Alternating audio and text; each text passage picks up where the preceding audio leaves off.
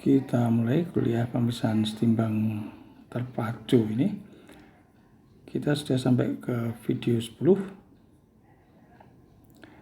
Nah, pada video sebelumnya, video 9, kita sudah bahas keseimbangan fase pada cair, di mana padatannya membentuk sistem homogen A dan B, campuran A dan B homogen, sedangkan cairannya juga membentuk cairan homogen A dan B. Jadi A dan B padat itu tidak mengkristal sendiri-sendiri, tapi membentuk kristal gabungan jadi satu ya.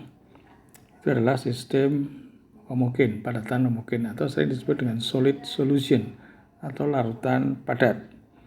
Nah, cara perhitungannya sudah ditunjukkan di video sebelumnya, kemudian dicontoh hasil Excel-nya. Nah, pada video ini, video ke-10, kita akan coba bagaimana kasus diagram fase padat cair sistem eutektis sederhana. Apa itu sistem eutektis sederhana? Padatnya heterogen, cairannya homogen. Kita tinjau sistem biner A dan B.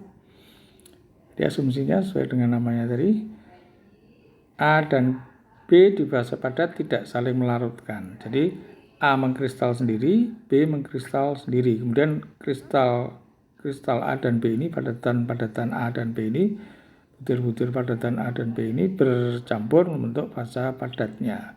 Meskipun ukurannya kecil, kelihatan ya. Tapi sebelumnya mereka mengkristal sendiri-sendiri. Itu adalah campuran heterogen padat ya. Kemudian A dan B di fase cair saling larut sempurna.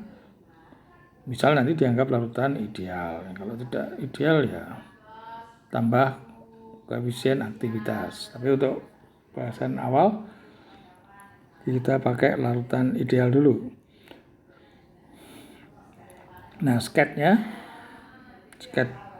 diagram fase padat cair sistem eutektis sederhana itu di gambar berikut ini.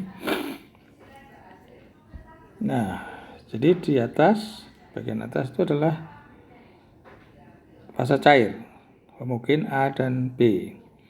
Bawah itu adalah padatan, tapi padatan heterogen, yaitu ada campuran antara butir-butir kristal A dan butir-butir kristal B. Kemudian di bagian kiri itu disebut sistem campuran ya, itu adalah padatannya, ada cairannya, di mana padatannya B murni, sedangkan cairannya adalah campuran A dan B.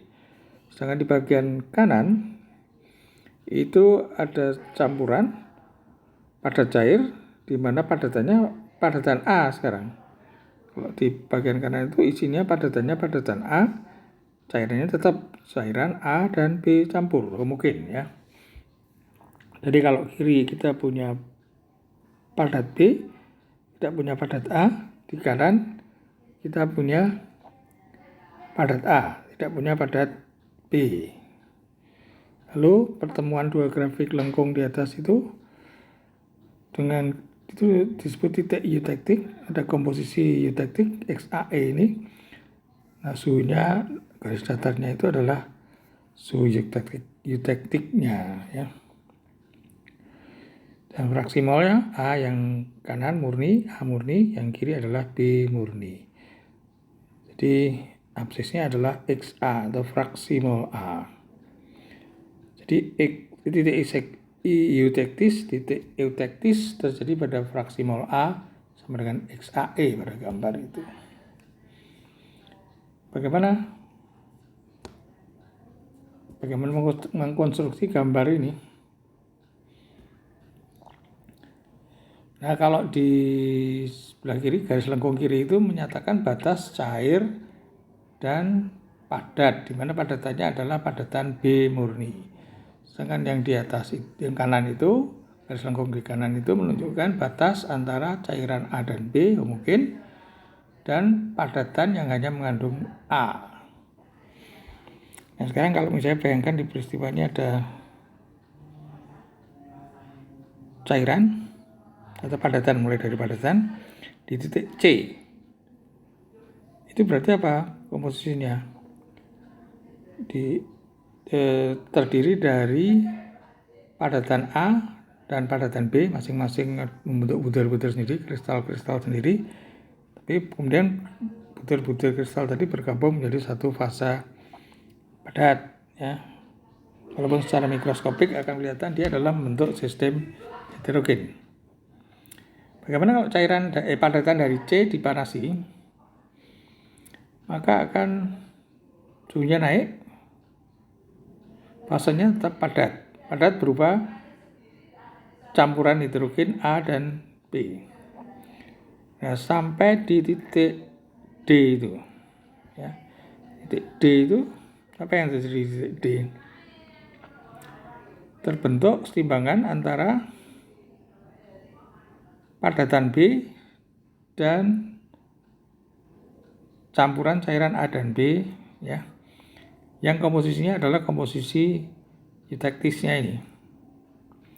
Jadi di komposisi cairannya merupakan komposisi eutectis XAE, padatannya adalah di padatan B atau di garis di ujung kiri itu, titik ujung kiri.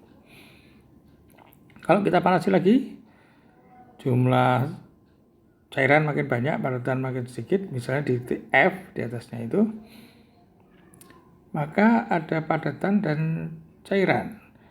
Padatannya apa isinya? Di titik E itu hanyalah B murni. Jadi kita memperoleh padatan B murni, sedangkan cairannya adalah pada titik G itu, XG. Komposisinya di titik G itu campuran A dan B. Jadi kita akan mendapatkan padatan murni B kalau kita mau kayak di sini, ya. Jumlahnya berapa? Perbandingannya jumlahnya sama dengan garis padatannya adalah garis FG, cairannya adalah garis EF. Seperti di perhitungan pemisahan setimbang, operasi pemisahan setimbang, ya. Operasi pemisahan bertingkat, ya. OPP belajarnya, atau unit operation. Pada perhitungan destilasi kita pakai keadaan yang seperti itu. Tapi ini sekarang bukan uap cair, tapi padat cair, ya. Jadi FG adalah menentukan jumlah padat, EF menyatakan jumlah cair. Jadi FG per EF adalah menyatakan jumlah padatan per jumlah cairan. Makin ke atas, maka G ini posisinya makin ke kiri. Nah, sampai di I, padatan habis. Semua menjadi cair. Komposisinya tetap sama dengan semula. Di I itu semuanya sudah jadi cair. Kemudian terus ke atas sampai titik H. Ya, titik H. Titik H itu di atasnya, terus di garisnya satu saja ini. Ya. Jadi dari I ke H itu fasanya sudah cair, suhunya naik. Itu kalau padatan dipanaskan dari titik C sampai titik H. Kalau dibalik sama saja. Cairan di titik H itu didinginkan, suhunya turun sampai di I mulai ada padatan. Nah, padatannya adalah B murni. Kemudian makin ke bawah lagi suhunya di F, padatannya masih B murni, cairannya adalah di G itu, fraksinya G. Panjang FG dan EF menyatakan perbandingan jumlah padatan dan jumlah cairan. Makin ke bawah, diturunkan terus suhunya, cairan makin habis sampai di D, cairan habis. Cairan habis, semuanya bentuk padat. Nah, padatannya apa? Langsung padatan A dan B, kristal semua. Kemudian ke bawah sampai ke C, itu padatannya tetap hidrogen campuran A dan B, tapi bentuk kristal sendiri-sendiri. Nah, sekarang kalau kita lihat dari C ke D itu suhunya naik itu masih padat terus, campuran padatan A dan B hidrogen, sampai di D itu yang pas di garis horizontal itu, di D itu semua padatan A mencair ya. Yang tersisa adalah padatan B. Semua padatan A mencair. Sehingga pada titik itu, pada titik D itu nanti panas yang dibutuhkan untuk menaikkan suhu itu sangat besar. Maka titik D itu bisa dideteksi dengan, kalau pakai kalorimeter kita baca heat flux-nya, panas yang dibutuhkan. Kalau naik tiba-tiba terus turun sedikit ya, sampai hanya panas butuh untuk peleburan pelan-pelan, itu suhunya turun, panas yang dibutuhkan tidak terlalu tinggi. Sampai di I padatan habis, semuanya cairan, CP itu jadi kecil, kebutuhan panasnya sampai di titik H. Itu adalah keadaan kalau padatan dari titik C dipanaskan. Kalau dari tadi cairan dari H didinginkan akhirnya menuju ke C dengan cerita yang terbalik tadi. Nah, bagaimana kalau komposisinya di sebelah kanan? Di sebelah kanan titik eutectic itu, XE eutectic, sama dengan yang di kiri tadi, cuman apa? Padatan yang terbentuk bukan padatan B, tapi padatan A. Jadi di sebelah kanan itu nanti ada keseimbangan fase pada cair, di mana padatannya adalah murni A, kristal-kristal A, sedangkan cairannya adalah campuran cairan A dan B homogen. Ya. Ini adalah cerita campuran atau keadaan gambar keseimbangan fase pada cair sistem eutectic sederhana. Nah, kalau mau memisahkan nanti kita bisa pakai strategi ini, mengkristal dulu B-nya. Setelah itu mengkristal A-nya dengan melihat grafik ini ya. Peralatannya nanti menyesuaikan ya. Oke, dengan campur-campur perubahan suhu dan sebagainya kita bisa memisahkan A dan B. Nanti alat-alatnya akan kita bahas di video-video sesudahnya. Nah, sekarang persamaannya gimana nih? Bagaimana membuat konstruksi diagram ini? Misalnya kita buat dulu daerah anti lebih kecil dari XAE ya. XAE, komposisi A di titik eutectic ya, XA di eutectic, daerah antara XA sama dengan 0 sampai XAE ya. Terjadi keseimbangan padat cair di mana fase padatnya adalah B murni, cairannya campuran homogen A dan B. Jadi yang terdistribusi adalah B. A-nya tidak ada, A adalah di fase cair semua. Jadi keseimbangannya adalah hanya keseimbangan B.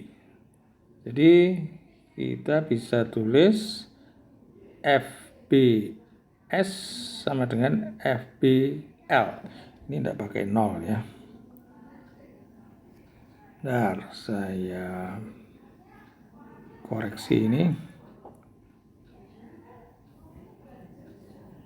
Ini tidak ada nolnya. Seperti tadi salah.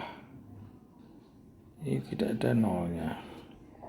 Atau kalau kita tulis lagi, ini adalah FBS sama dengan FBL.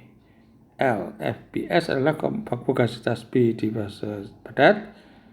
FBL adalah fugasitas B di fase cair.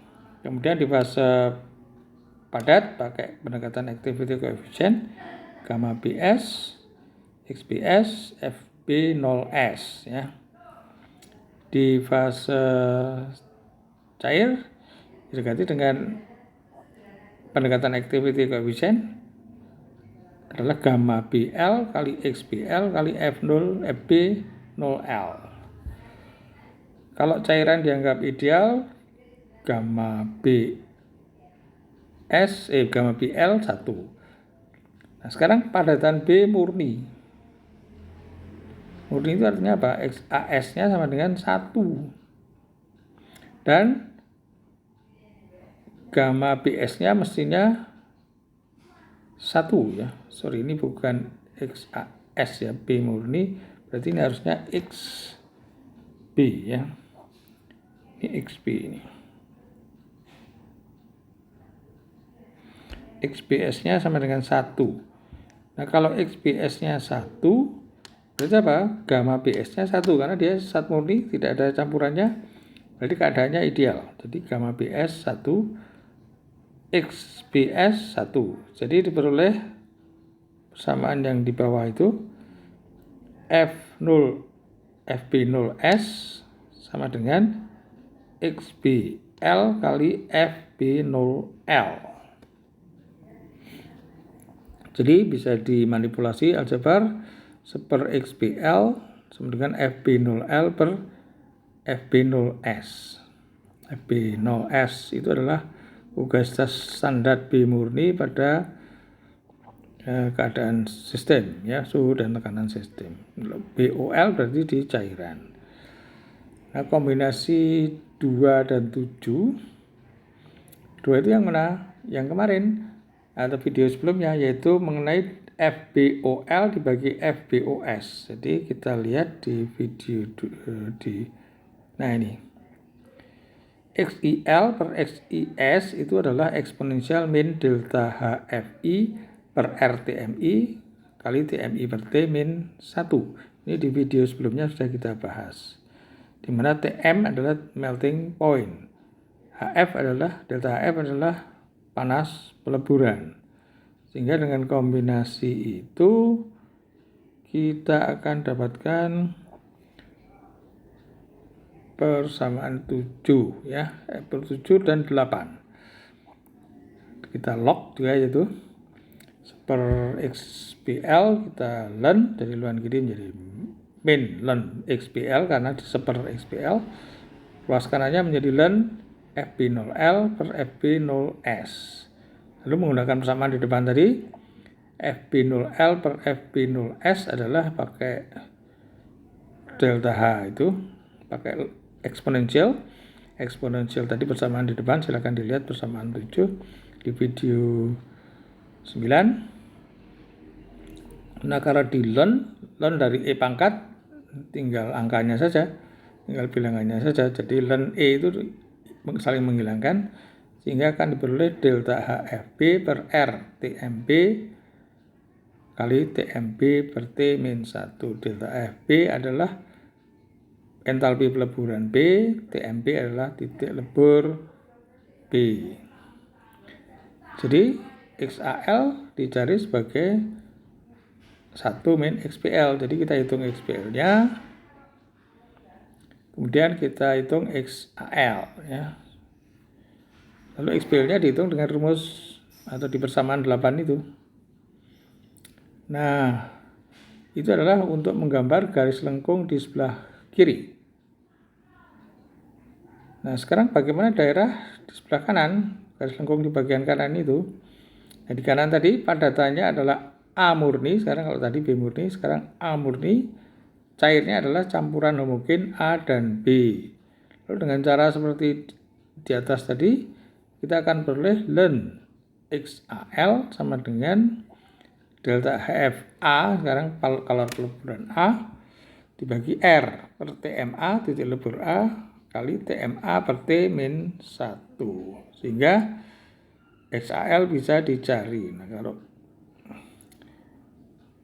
sudah dicari,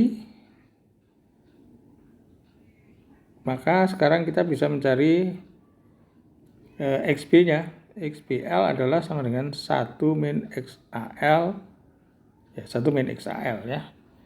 Jadi diagram fasa cair sistem ini selanjutnya dapat dibuat dengan membuat grafik T versus X XAL pada persamaan 10 mesinnya ini, pada persamaan 10, 9 dan 10 tadi. Dan grafik T versus XAL dari persamaan 10 ya. T versus XAL yang kiri, XAL kita dicari dari persamaan 9, sedangkan XAL-nya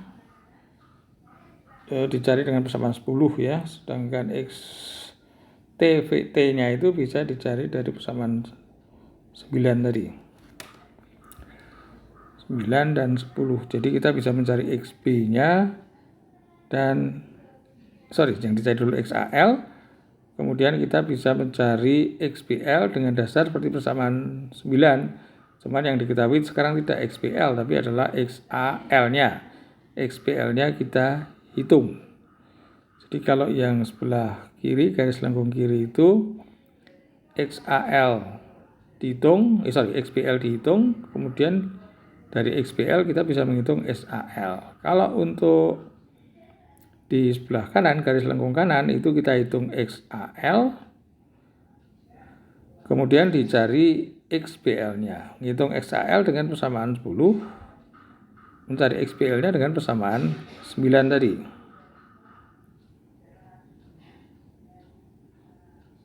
Jadi 9 dan 10. Jadi persamaannya pakai ke persamaan 9 dan 10 itu untuk membuat komplit ya. Titik eutektis diperoleh dengan perpotongan dua grafik tersebut, diperoleh XAE. Jadi persamaan yang di atas 7 dan 9 itu menghasilkan garis lengkung kiri, kemudian persamaan 10 dan 9 bisa menghasilkan garis lengkung kanan. Nah, garis lengkung kiri dan kanan itu berpotongan di titik apa? Di titik eutektis. Jadi ketemu titik eutektisnya dan su eutektis juga ketemu T pada perpotongan itu.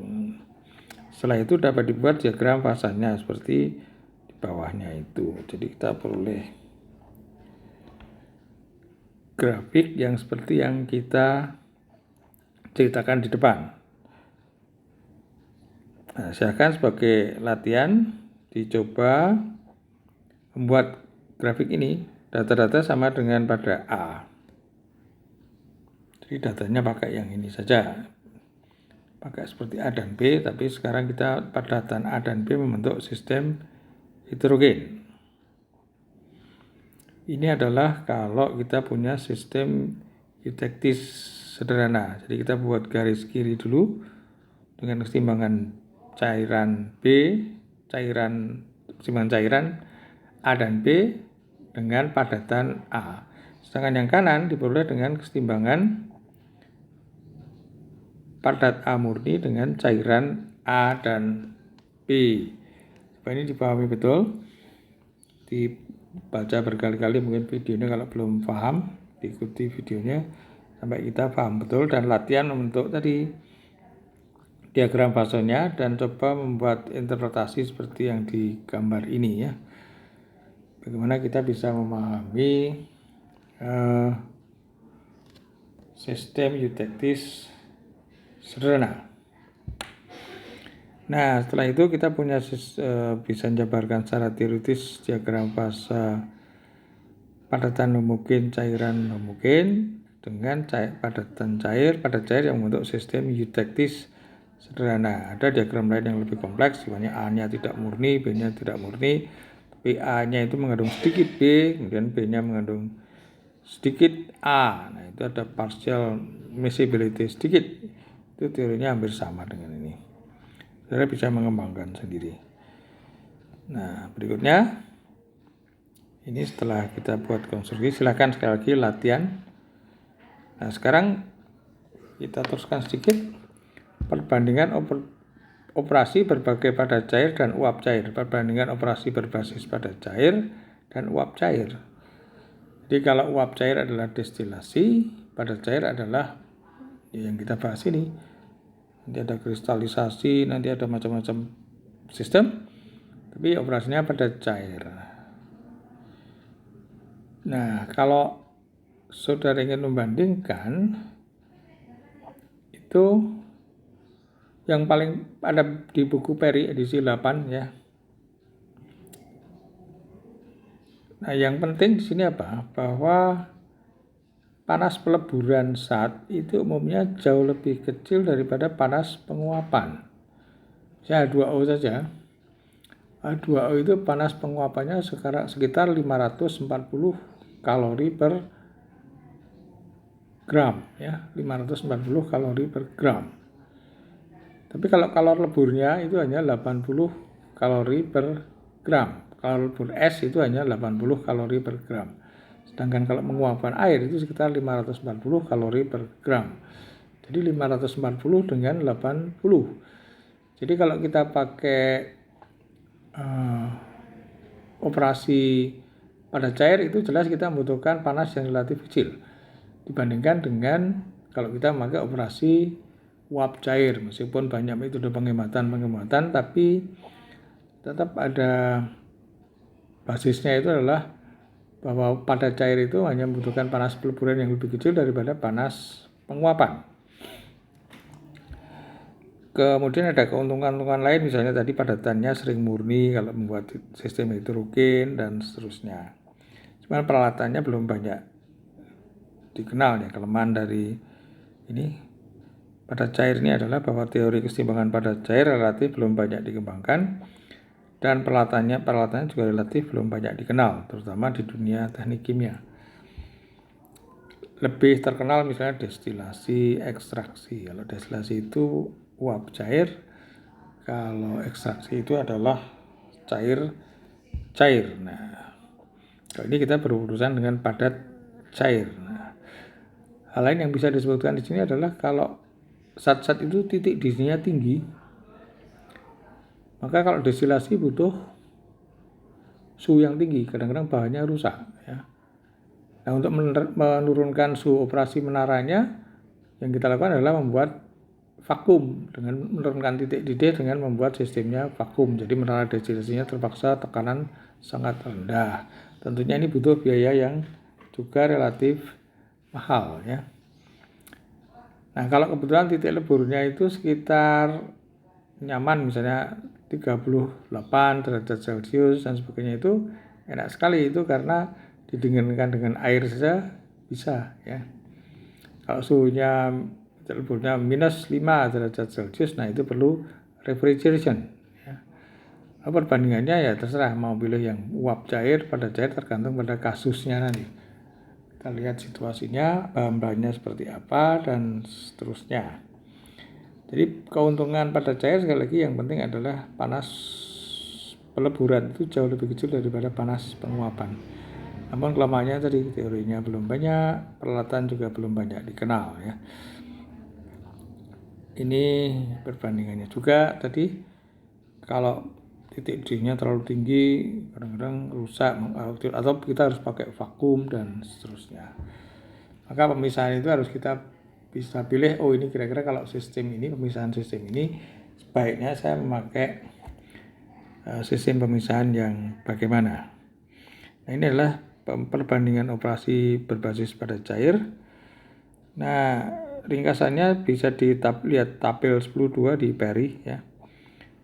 Baca introduction pada crystallization from the melt di Perry edisi 8 halaman 20 garis hubung 3. Pahami ringkasannya di tabel 20 garis hubung 2. Hal penting adalah bahwa peleburan zat umumnya lebih kecil daripada panas penguapan, tadi sudah saya sebut, tapi ada kelemahan-kelemahan yang bisa dibaca sendiri.